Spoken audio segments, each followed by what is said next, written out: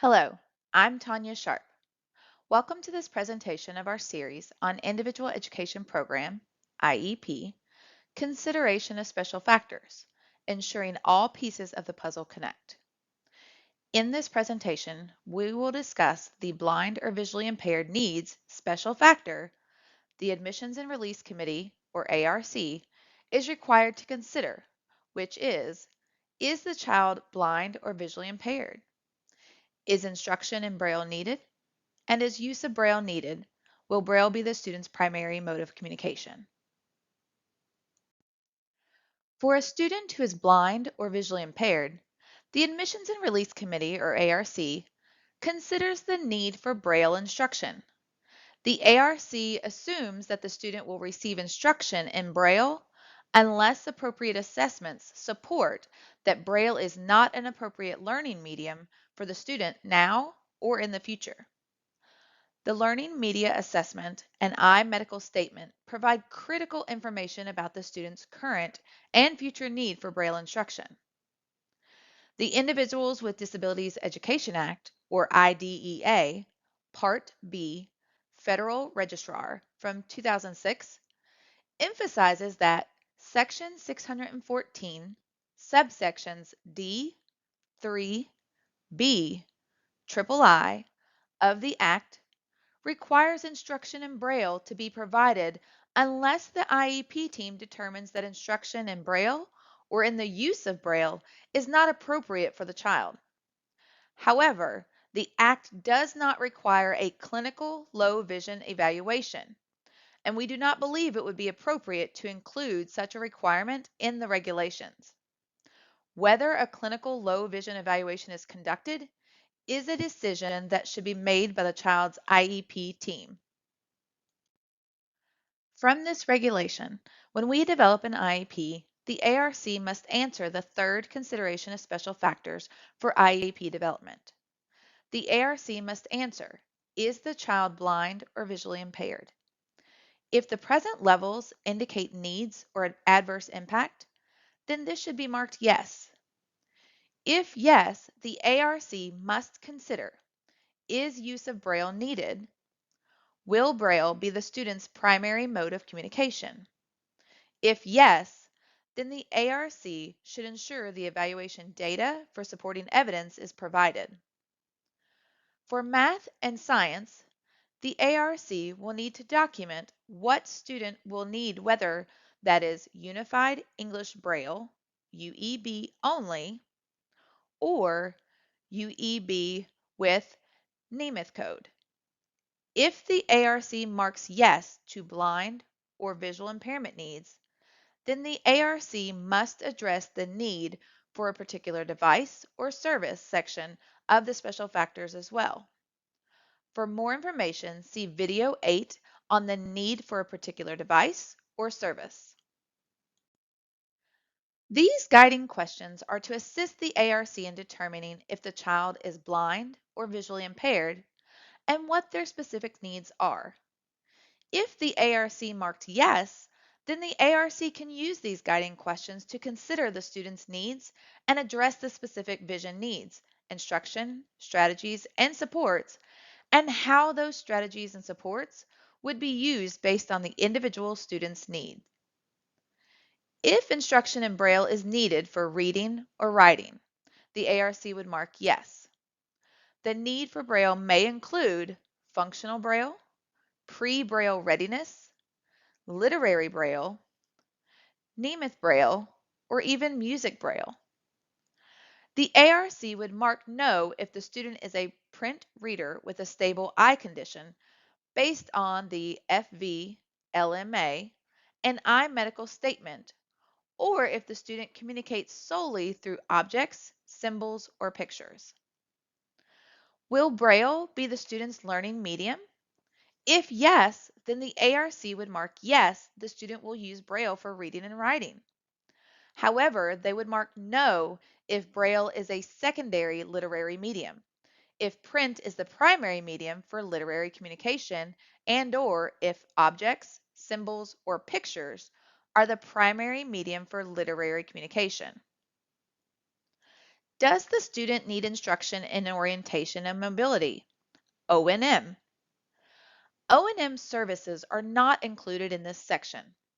However, this can be documented in the Statement of Devices and Services under Other. If appropriate, O&M services should also be documented in the Related Service section of the IEP. Note that the IDEA Part B Federal Registrar from 2006 clarifies that travel training is not the same as orientation and mobility services and cannot take the place of appropriate orientation and mobility services.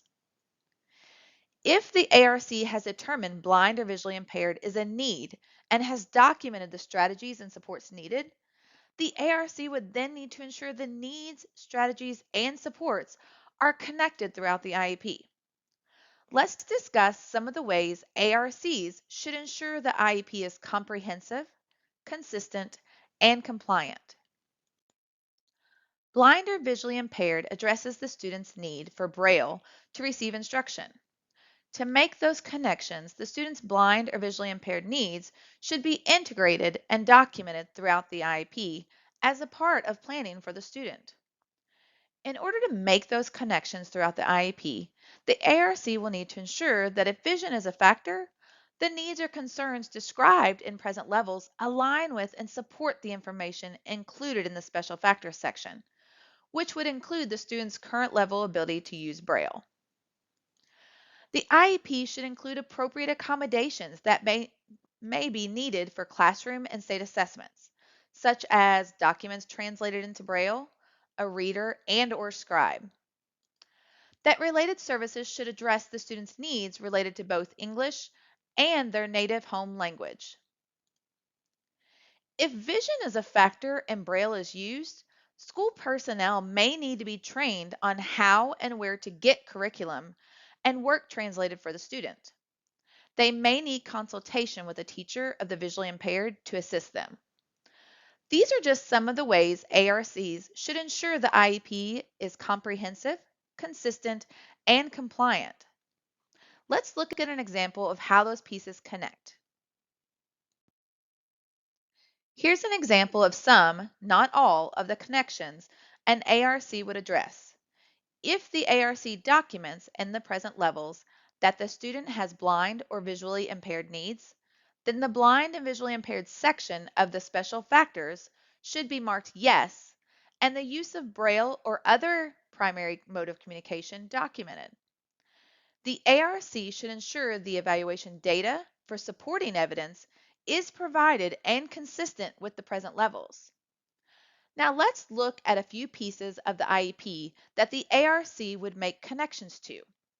This is not a complete list of all the connections that will need to be made, but only a few examples. The present levels should include current data regarding the student's level of proficiency in the use of Braille if the ARC determined it is needed. Other information that would be important would be how the student navigates their home and school environment. If based on ARC and/or parent input, the student requires orientation and mobility services to enhance their navigation skills, the special education and/or related services section of the IEP should include how those services will be provided and by whom. This may also be documented in the Statement of Devices and Services and in the Assistive Technology section of the Special Factors. Some examples may include the student requires materials in Braille and the use of assistive technology, such as a Braille note taker and screen reader software to access written information and to communicate effectively. Or the student uses a Braille note taker, screen reader software, and tactile graphics to access the curriculum and complete assignments.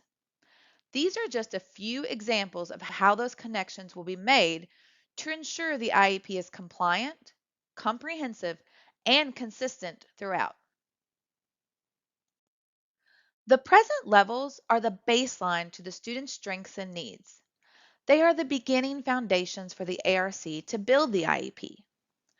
As the ARC builds that IEP, the information and data provided in the present levels are going to connect and help the ARC to develop an appropriate IEP that includes all the pieces that connect in order for there to be progress documented and seen through the data. This puzzle piece graphic on the screen is an outline of a child's head with puzzle pieces in it. It does not depict every detailed piece of the IEP, but is meant for you to visualize how all the pieces of the IEP will make up an individualized and appropriate program for students. The IEP should be compliant, comprehensive, and consistent throughout, which includes the special factors. Remember, if the ARC marks any of the special factors yes, such as blind or visually impaired needs, it should be addressed throughout the entire IEP. If blind or visually impaired is marked no in special factors, then before the ARC marks technology, such as screen reader software, in accommodations, and documents use of a screen reader in the communication special factors, think about how that is inconsistent if being monitored. The need for those items indicate the student may be blind or visually impaired, and the technology is used to ensure a student is able to access their general curriculum. In order to ensure our puzzle pieces all fit together, as shown on the screen, we need to think through all the services and items the student will need to have access to in order to be successful within the school-wide environment. Using all pieces of data and information, a complete, compliant, and comprehensive IEP appropriate for the student can be developed by the ARC annually. Here are a couple of additional resources that may assist in learning more about the process and requirements related to the consideration of special factors, specifically blind or visually impaired needs in IEP development. Thank you for watching the IEP Consideration of Special Factors, Blind or Visually Impaired Needs. The other parts in the series will clarify how each section of the special factors in the IEP connect together to create a comprehensive, consistent, compliant, and effective program ensuring student growth. Specifically, we will look at regulatory requirements for each factor, along with guiding questions for the ARC and considering each factor, and how to ensure if the ARC marks any of the special factors yes, then those factors should be addressed throughout the entire IEP. If you have any questions regarding this series, please contact staff in the Division of IDEA Monitoring and Results at 502 564 4970.